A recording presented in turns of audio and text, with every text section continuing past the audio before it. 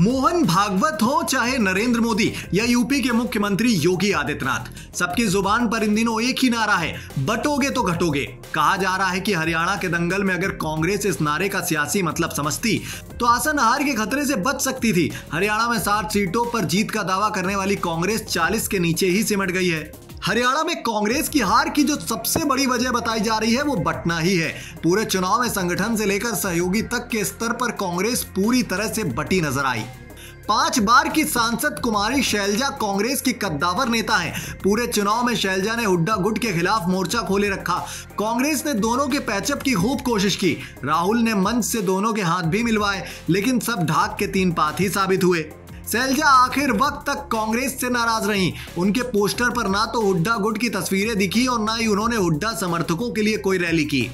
हरियाणा के चुनाव परिणाम का इसका सीधा असर देखने को मिला। एक तरफ जहां शैलजा की करीबियों को हार का सामना करना पड़ा है, वहीं दूसरी तरफ कांग्रेस उन सीटों पर बुरी तरह से हारी है जहां दलितों की बाहुल्यता थी। कांग्रेस को छोड़ इंडिया गठबंधन की 3 पार्टियां हरियाणा की सियासत में मजबूत स्थिति में हैं। इनमें आम आदमी पार्टी, समाजवादी पार्टी और सीपीएम का नाम शामिल है। कांग्रेस ने शुरुआत में इन तीनों ही दलों के साथ गठबंधन की कवायद की, लेकिन आखिर में पार्टी ने सिर्फ सीपीएम का साथ दिया। भूपेंद्र सिंह हुड्डा और अजय माकन के दबाव में कांग्रेस ने आम आदमी पार्टी से गठबंधन नहीं किया, जबकि सपा को भी पार्टी ने सीट देने से इनकार कर दिया। गठबंधन टूटने के बाद आपने 88 सीटों पर उम्मीदवार उतार दिए थे। पूरे चुनाव में आम आदमी पार्टी को 1% वोट मिला है। पार्टी के उम्मीदवार कई सीटों पर 10,000 से ज्यादा वोट लेने में कामयाब रहे हैं। 2024 में कांग्रेस और आप मिलकर लड़ी थी। इस चुनाव में विधानसभा की 90 से 46 सीटों पर कांग्रेस और आप को बढ़त मिली थी। इसी तरह अहिरवार बेल्ट में कांग्रेस बेहतरीन प्रदर्शन नहीं कर पाई है।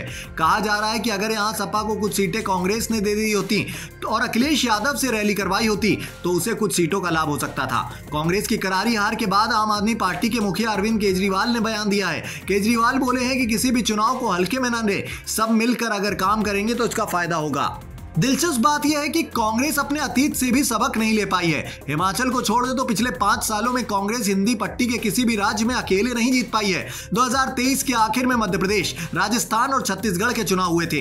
यहां पर कांग्रेस अकेले मैदान में उतरी। पार्टी को इन तीनों ही राज्यों में करारी हार का सामना करना पड़ा। इसी तरह 2022 में कांग्रेस यूपी, उत्तराखंड और पंजाब में अकेले मैदान में उतरी। इन तीनों ही राज्यों में भी कांग्रेस जीत ना पाई। इसके उलट लोकसभा चुनाव में इंडिया गठबंधन के साथ जब कांग्रेस लड़ी तो परिणाम चौंकाने वाले रहे। राजस्थान में कांग्रेस को 8 सीटों पर जीत मिली। इसी तरह हरियाणा में पार्टी ने 5 सीटों पर जीत हासिल की।